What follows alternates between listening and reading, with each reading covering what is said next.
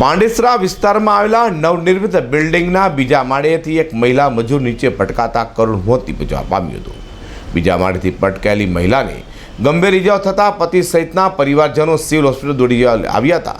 જોકે ફરજ પડનાર તબીબે તેમને મૃત જાહેર કરી છે.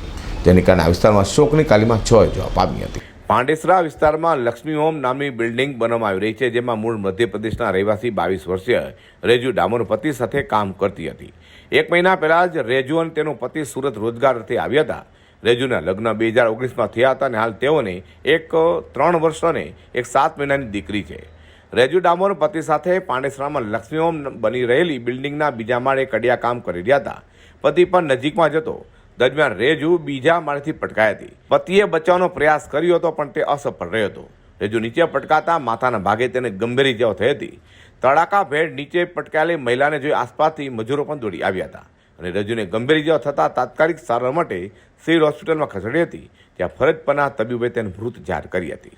તેથી પરિવારમાં શોકનો માહોલ છવાઈ જવા પામ્યો હતો. રેજુના મોતના પગલે 2 દીકરીઓએ માતાની છત્રછાયા ગુમાવી છે. રેજુનું મોત થતાં પોલીસને જાણ કરાઈ હતી. પોલીસ આવ્યા બાદ પરિવારજનોના નિવેદન લીધા હતા. ત્યારબાદ મૃતદેહને પોસ્ટમોર્ટમ અર્થે ખસેડવામાં આવ્યો હતો, જ્યાં મામલતદારની હાજરીમાં પોસ્ટમોર્ટમ હાથ ધરાયું હતું. અઝર કુર્સી સાથે હર્ષદ સેઠા.